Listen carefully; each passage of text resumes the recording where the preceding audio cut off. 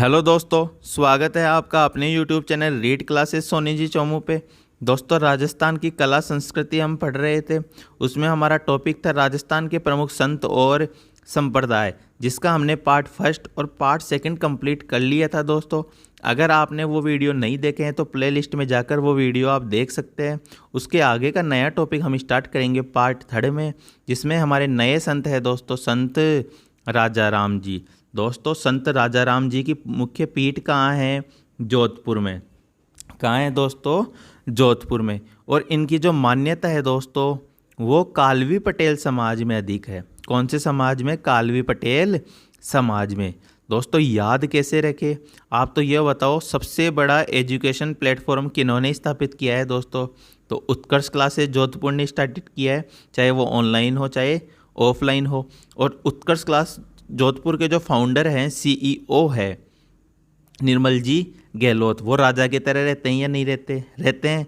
तो राजा राम जी की पीठ भी कहाँ हो गई? जोधपुर में। ठीक है। आगे है समान बाई। दोस्तों, समान बाई आंखों पर पट्टी भी समान आकार की बांधती थी।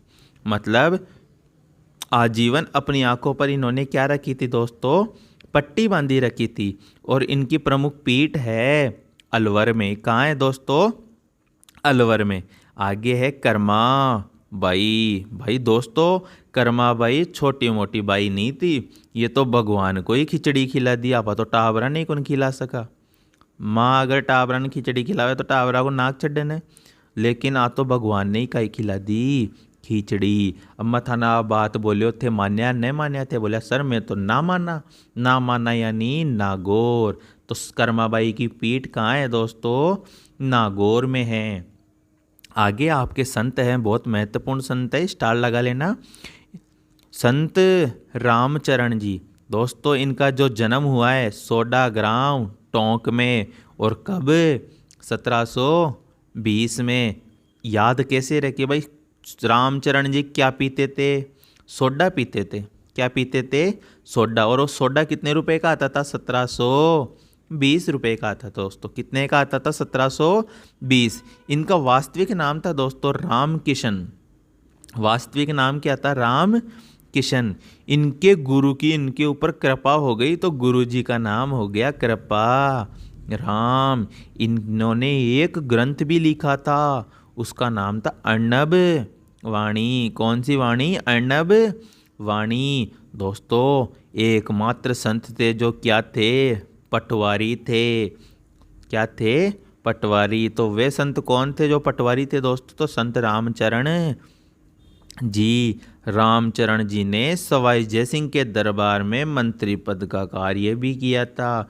मतलब जो जयपुर के शासक सवाई जयसिंह थे, उनके लिए मंत्री का कार्य किसने किया था? रामचरण जी ने। जयसिंह ने इसे मालपुरा का दीवान बनाया था दोस्तों। तो मालपुरा का दीवान भी किसे बनाया गया था? संत रामचरण जी को। इन्होंने राम स्नेही संप्रदाय की स्थापना की थी। आप तो राम से राम स्नेही ध्यान रख लेना। राम से रामचरण जी और राम से राम स्नेही। तो राम स्नेही संप्रदाय की स्थापना किसने की थी दोस्तों? तो संत रामचरण जी ने की थी। इनकी स्थापना इन्होंने की थी शाहपुरा भीलवाड़ा में। ध्यान रखना, इम्पोर्टेंट लाइन है अभी तक की जो मैंने पढ़ाई है, कि इनकी जो स्थापना थी वो कहाँ की थी? इन्होंने शाहपुरा भीलवाड़ा में। इस संप्रदाय के लोग फूलडोल महोत्सव मनाते हैं दोस्तों। और फूलडोल महोत्सव भी कहाँ मनाते हैं? शाहपुरा भीलवाड़ा में। ध्यान रखना, फूलडोल महोत्सव का संबंध किससे है? संत रामचरण जी से। इस संप्रदाय के लोग दाढ़ी और मूछ नहीं रखते। मतलब ये नाई के पास जाके ऐसे नहीं बोलते भाई सेट वेट कर दे, बस साफ कर दे उस तरासू तू तो दाढ़ी वाडी कौन राख बद्यान विराट कोहली कौन बनवा दे। दोस्तों, इनका पूजा स्थल जो होता है वो राम द्वारा कहलाता है। आप तो राम से राम स्नेही, राम से रामचरण जी और राम से राम द्वारा याद रखना दोस्तों। ये गुरु जी का चित्र रखकर पूजा करते हैं। किसका? गुरु जी का। इस संप्रदाय की दोस्तों टोटल 4 शाखाएं हैं। कितनी शाखा हैं? 4। सूत्र है दोस्तों याद करने का। शारे, सीखे, शासे, शाहपुरा, रे से रेण, सी से सियतल और ख से खेड़ाप। तो ट्रिक क्या थी अपनी? सारे सीखे। शाहपुरा, रेण, सिंहथल और खेड़ाप दोस्तों, इनकी पहली शाखा का अध्ययन हम करते हैं, वो है शाहपुरा शाखा। दोस्तों ये भीलवाड़ा में है और यही इसकी क्या है?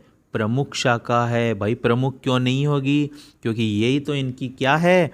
अंतर्राष्ट्रीय शाखा है दोस्तों। तो अंतर्राष्ट्रीय शाखा भी कौन सी है? शाहपुरा भीलवाड़ा वाली। आगे है रेण शाखा। कौन सी शाखा? रेण शाखा। दोस्तों रेण शाखा है नागौर में और इनके संस्थापक है संत दरियाव जी। कौन से संत? दरियाव जी। दोस्तों संत दरियाव जी ने राम शब्द का महत्व बताया था। रा का तो बोला राम और मैं का बोला मोहम्मद। ठीक है दोस्तों, ये स्वयं को दुनिया मुसलमान बताते थे। कौन? संत दरियाव जी। और इन्होंने कौन से शाखा की स्थापना की थी? रेण शाखा। और वो भी कहाँ पे? नागौर में। इनके गुरु का नाम था प्रेमनाथ। क्या था? प्रेमनाथ। आगे है सिंहथल शाखा। सिंहथल है आपकी बीकानेर में। इनके संस्थापक है हरिराम दास जी। तो सिंहथल शाखा कहाँ है? बीकानेर में। संस्थापक कौन है? हरिराम दास जी। इनके गुरु का नाम है दोस्तों जयमल दास। क्या है? जयमल दास। सबसे ज़्यादा पूछा गया क्वेश्चन है दोस्तों कि सिंहथल शाखा के प्रवर्तक हरिराम दास जी की पुस्तक का नाम क्या था? तो निशानी था दोस्तों। क्या था? निशानी।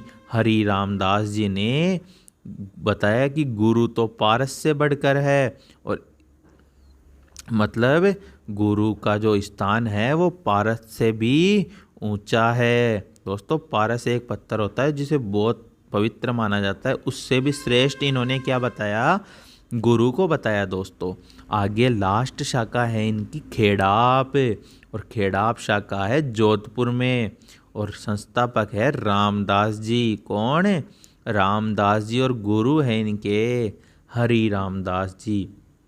रामदास जी के आगे हरि लगा तो वही उनके गुरु हो जाएंगे। तो इनके गुरु कौन है दोस्तों? हरि रामदास जी। आगे है दोस्तों संत जाम्बो जी। कौन से? जाम्बो जी। दोस्तों इनका जन्म हुआ था पीपासर नागौर। आप पीपा जी का जन्म मत करके आ जाना, जाम्बो जी का जन्म हुआ था पीपासर नागौर में। और हुआ कब का? 1451 में। और उस दिन था भाद्र कृष्ण अष्टमी यानी जन्माष्टमी। ठीक है दोस्तों, ये पर्यावरण वैज्ञानिक थे। क्या थे? पर्यावरण वैज्ञानिक। ये गूंगा गैला भी था, मतलब गूंगे गैले संत भी इन्हें कहा जाता है। इनका वास्तविक नाम था दोस्तों धनराज। जाम्बो जी का वास्तविक नाम क्या था? धनराज। इनके पिताजी का नाम था लोहत ठाकुर और माताजी का नाम था हंसा देवी। दोस्तों जितने भी संप्रदाय हैं उनमें इनके ही माता और पिता का नाम पूछा गया है, तो आप ये ज़रूर ध्यान रखना। इनके पिताजी का तो नाम था लोहत ठाकुर और माताजी का नाम था दोस्तों हंसा देवी। दोस्तों माता के अनुसार जाम्बो जी कृष्ण के अवतार है। माताजी कौन? हंसा देवी। और उनके अनुसार ये किसके अवतार है दोस्तों? भगवान श्री कृष्ण के अवतार है। दोस्तों सबसे इम्पोर्टेंट लाइन है, स्टार लगा लेना। इन्होंने विश्नोई संप्रदाय की स्थापना की थी, वो भी 1585 में। और कहाँ? पीपासर नागौर में नहीं की, संभ्रायथल बीकानेर में की है। तो विश्नोई संप्रदाय की स्थापना किसने की? जाम्बो जी ने। और कहाँ की? संभ्रायथल बीकानेर में 1585 में। विश्नोई ने भगवान विष्णु का अवतार मानते हैं। विश्नोई तो भगवान विष्णु का और इनकी माँ कृष्ण का अवतार। ठीक है ना दोस्तों? इस संप्रदाय के लोग 29 नियमों का पालन करते हैं। आप तो ऐसे याद रखो, विश्नोई 20 और 9 कितने हो गए? 29। तो कितने नियमों की पालना करते हैं? 29 नियमों की। ध्यान रखना, ये नीले कपड़े नहीं पहनते। दुग्ध और पानी को भी क्या करते हैं? छान कर पीते हैं। क्या नहीं पहनते? नीले वस्त्र। ये अपनी आय का 1/10वां भाग दान करते हैं, यानी 100 रुपये कमाएंगे तो 10 रुपये दान करेंगे, 1000 रुपये कमाएंगे तो 200 रुपये, नहीं 100 रुपये, ठीक है ना, 10% ही तो बोल रहे हैं ये। भेड़ बकरी नहीं पालते और सर्वाधिक कहाँ है दोस्तों? जोधपुर में। तो विश्नोई संप्रदाय के सर्वाधिक लोग कहाँ रहते हैं दोस्तों? जोधपुर में। विश्व में प्रथम पर्यावरण आंदोलन के जनक भी कौन माने जाते हैं? जाम्बोजी। इन्होंने लंका और खुरासन में जाकर युद्ध किया था दोस्तों। तो लंका और खुरासन में जाकर यज्ञ करने वाले संत कौन हैं आपके? जाम्बोजी। इनकी समाधि पूछ ले, मृत्यु पूछ ले या मुख्य पीठ पूछ ले तो दोस्तों मुकाम तलवा बीकानेर में। कहाँ पे? मुकाम तलवा बीकानेर में। जाम्बोजी द्वारा अभिपांत्रित जल पाहल पिलाकर विश्नोई संप्रदाय दीक्षा देते हैं। मतलब जाम्बोजी जो पानी वाले मंत्र तंत्र करके देते हैं ना, तो वो पाहल कहलाता है दोस्तों। जाम्बोजी के उपदेश स्थल को कहते हैं साथरी। क्या बोलते हैं? साथरी। और इनकी भाषा थी ठेठ। ठेठ यानी मरु भाषा। आगे है दोस्तों, जाम्बोजी ने कहा कि 100 सिर काटे रुख मिले सस्तो। जान क्या कहा था? 100 सिर काटे रुख मिले सस्तो। जान, ध्यान रखना ये कहावत किसके लिए है? संत जाम्बोजी के लिए। और इन्होंने कहा कि हृदय में विष्णु का नाम जपो और हाथ से कार्य करो। मतलब भगवान की पूजा भी करो और अपने कर्म भी करते रहो। मलेर कोटड़ा पंजाब के मुसलमान जाम्बोजी को सच्चा पीर मानते हैं। तो जाम्बोजी को सच्चा पीर कौन मानते हैं दोस्तों? मलेर कोटड़ा पंजाब के मुसलमान विश्नोई संप्रदाय के लोग वन्य और वन्य जीवों के रक्षक और बावरी जाति के लोग भक्षक होते हैं। तो रक्षक तो कौन हुए दोस्तों? विश्नोई संप्रदाय के। और बावरी संप्रदाय के लोग क्या हुए दोस्तों? भक्षक। दोस्तों इनके जो ग्रंथ हैं बहुत इम्पोर्टेंट है जाम्बोजी के, ध्यान रखना। जंब संहिता, जंब सागर, जंब गीता, और इसे ही कहते हैं पांचवा वेद। क्या? पांचवा वेद। और जंब सागर में कितनी वाणी है? 120। जंब सागर, जंब संहिता और जंब गीता किसके हैं दोस्तों? जंब से जाम्बोजी के। किसके? जाम्बोजी के। आगे है संत रैदास जी। दोस्तों मीरा के गुरु थे ना, ये वही है। इनके गुरु का नाम था रामानंद और ये काशी में निवास करते थे दोस्तों। कहाँ पे? काशी में। थोड़े से समय के लिए अपने राजस्थान में भी आए थे ये दोस्तों। जो मोची का काम होता है ना, जूतियाँ बनाने का, वो काम करके अपना आजीविका चलाते थे। तो दोस्तों आया हुआ प्रश्न है, जूतियाँ बनाकर अपनी आजीविका चलाने वाले प्रमुख संत कौन थे दोस्तों? तो रैदास जी थे। इनकी छत्री है चित्तौड़गढ़ में। कहाँ? चित्तौड़गढ़ में। इनके विचारों को गुरु ग्रंथ साहिब में स्थान दिया गया है दोस्तों। और प्रश्न आता है ये किसके समकालीन थे दोस्तों? तो ये कबीर के समकालीन थे। किसके? कबीर के। ठीक है। आगे है भूरी बाई। भूरी बाई उदयपुर में रहती थी दोस्तों। भूरी बाई का संबंध कहाँ से? उदयपुर से। दोस्तों भोली बाई काई करेली, काई कुन करे, यानी भोली बाई का संबंध कहाँ से? करौली से। काई करेली, काई कुन करे, दूध बेचकर काम चलाए। तो भूरी बाई दूध बेचकर अपनी आजीविका चलाती थी और भोली बाई का संबंध कहाँ से था? करौली से। आगे है संत चरणदास जी। कौन से संत? चरणदास जी। इनके वास्तविक नाम था दोस्तों रणजीत। क्या था? रणजीत। इनका जन्म हुआ था डेरा अलवर में। यहाँ ध्यान रख ले, जो संत चरणदास जी का डेरा पड़ेगा। अच्छा, तो इनका जन्म हुआ था डेरा अलवर। इनके गुरु थे मुनि सुखदेव। गुरु कौन थे? मुनि सुखदेव।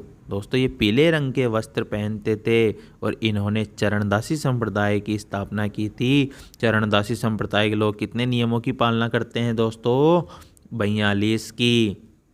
कितने नियमों की? 42 नियमों की। ठीक है। और विश्नोई संप्रदाय के लोग कितने नियमों की पालना करते हैं? 29 नियमों की। इनकी मुख्य पीठ है दिल्ली। कहाँ पे? दिल्ली। दोस्तों इनके प्रमुख ग्रंथ आपको याद रखना है, ब्रह्म ज्ञान सागर, ब्रह्म चरित्र, स्वरूपोदय और भक्ति सागर। 4 इनके ग्रंथ हैं दोस्तों। ब्रह्म ज्ञान सागर ब्रह्मचरित्र, स्वरूपोदय और भक्ति सागर। चरणदास जी ने नादिर शाह के आक्रमण की भविष्यवाणी की थी।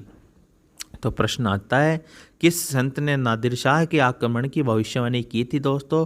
तो उनका नाम है संत चरणदास जी। इनकी 2 शिष्याएं हैं दोस्तों, सहजोबाई और दया बाई। सहजोबाई राजस्थान की प्रथम महिला संत थी।